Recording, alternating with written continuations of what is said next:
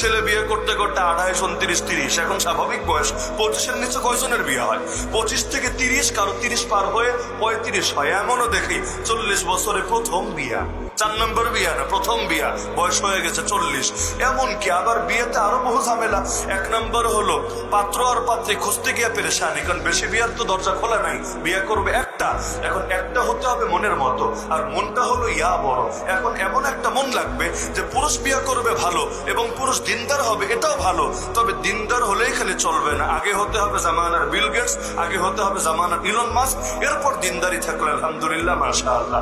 মানে আগে টাকাওয়ালা, তারপর দিনদারি দেখা। নারীর ক্ষেত্রে আগে সুন্দরী হতে হবে, আগে বংশবতী হতে হবে, আগে এই হতে হবে, সেই হতে হবে।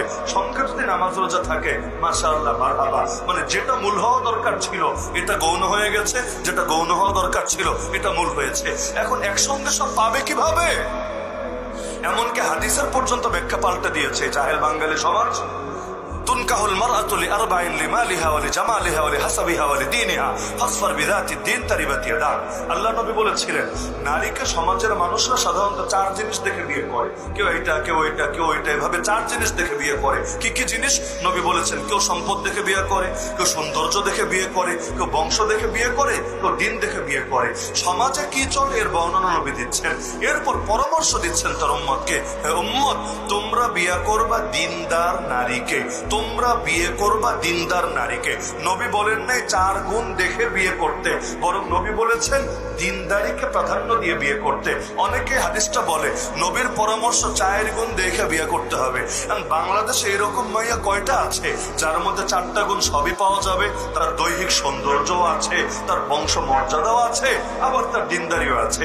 এইরকম মেয়ে পুরো বাংলাদেশ খুঁজলে 1 কোটি পাওয়া যাবে, 1 লাখ পাওয়া যাবে। হাতে কোনো কয়জন পাবেন? তো পুরুষ তো বাকি আছে কোটির উপরে, কয়েক কোটি ছেলে অবিবাহিত আছে। আর পুরো দেশ খুঁজে 10,000 মেয়ে পেলেন যাদের মধ্যে ধরেন 4টা গুণ আছে। তো 10,000 ছেলের সাথে বিয়ে দিলেন, বাকিরা বসে বসে কি ললিপপ খাবে?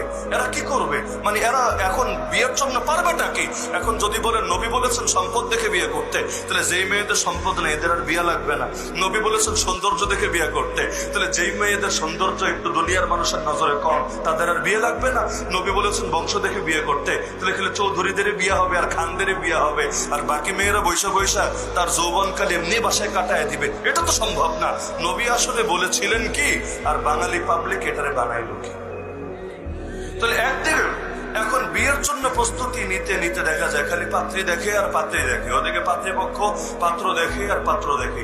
কত অভিযোগ যে এরকম জমা বাংলার বুকে যে পাত্র পায় না পাত্রী, পাত্রী পায় না পাত্র, মনের মতো পাত্র নাই, মনের মতো পাত্রী নাই। আর মনটা যে স্পেশাল মন, মেড ইন চায়না মন, মেড ইন জাপান মন, এই টাইপের ক্যাটাগরির পাত্রও পায় না পাত্রীও পায় না, বেচারার বিয়েও করা হয় না। তাই বলে গুণা যে ছেড়ে দেয় তা না, তলে তলে টেম্পো ঠিকই চালায়, গুণা ঠিকই করে, কিন্তু বিয়ার জন্য পাত্রী পায় না। কারণ গুণা করতে তার আবার এত পাত্রী টাত্রী লাগে না, গুণা যেমনি পারে এমনি করে, কিন্তু বিয়া করতে গেলে তার এই লাগবে, সেই লাগবে, সেই লাগবে, এগুলো করতে করতে নিজেরা জাহান্নামের উপযুক্ত বানিয়ে ছাড়ছে।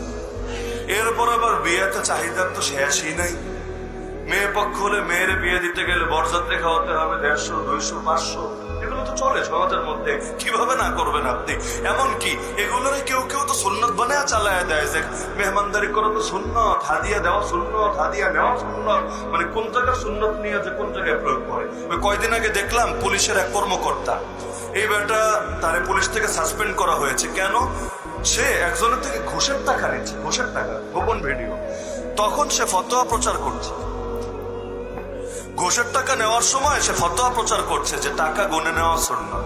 এজন্য সে তার সামনে বসে বসে গুনছে, টাকা হলো ঘুষের টাকা, ওখানে বসে খুঁজছে যে এটা কি গুনে নিবে নাকি গুনে নিবে না। গুনে নেওয়া যেহেতু সুন্নাত, সুন্নাতের উপর আমল করছে।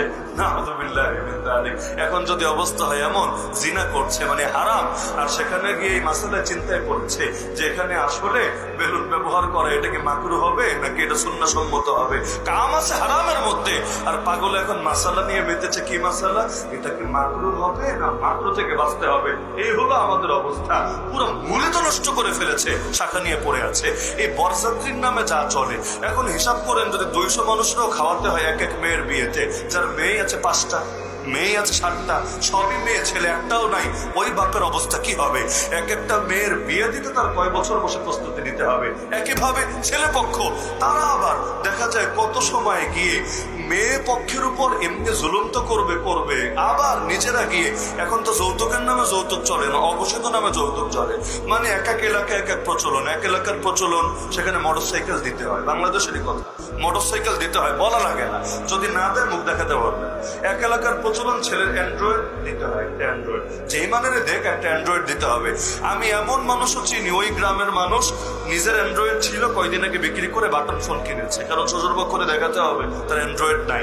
তো এখন বাটন ফোন নিয়ে পাত্রী দেখতে গিয়েছে, তার সামনে কল টল ধরছে, মোবাইল টিপছে, শ্বশুরের তো বোঝা হয়ে গেছে না, তারে আসলে একটা অ্যান্ড্রয়েড কিনে দিতে হবে। বিয়ে পড়ানোর আগে 30,000 টাকা দিয়ে একটা মোবাইল কিনে জামাইকে গিফট করেছে। জামাই তো মহা খুশি যে আল্লাহ তাআলা বিশেষ কৃপা করেছেন আমার উপর, আমার শ্বশুর পাঠিয়েছে। আসলে পাঠায় নাই, আর মারুফু কাল মাশরুফ, এটা মূলত তার থেকে জোর করে আদায় করা হয়েছে। এই সামাজিকতার ভিড়ে বিয়ে এত কঠিন হয়েছে। আবার ছেলের চাহিদা একরকম, বাপের চাহিদা একরকম, মায়ের চাহিদা আরেক রকম। এখন তো ছেলে পাত্রী দেখার আগে বাপের, যদিও বাপের জন্য দেখা জায়েজই নাই। ছেলে দেখার আগে ভাইয়ে দেখে, যদিও ভাইয়ের জন্য দেখা জায়েজই নাই। ছেলে দেখার আগে বন্ধু বান্ধবরা দেখা হয়ে যায়। আরে এখনো বাসরি হয় নাই, কমিউনিটি সেন্টারে মেয়েরে সাজায় গোজায় এভাবে সোফায় বসায় রাখে।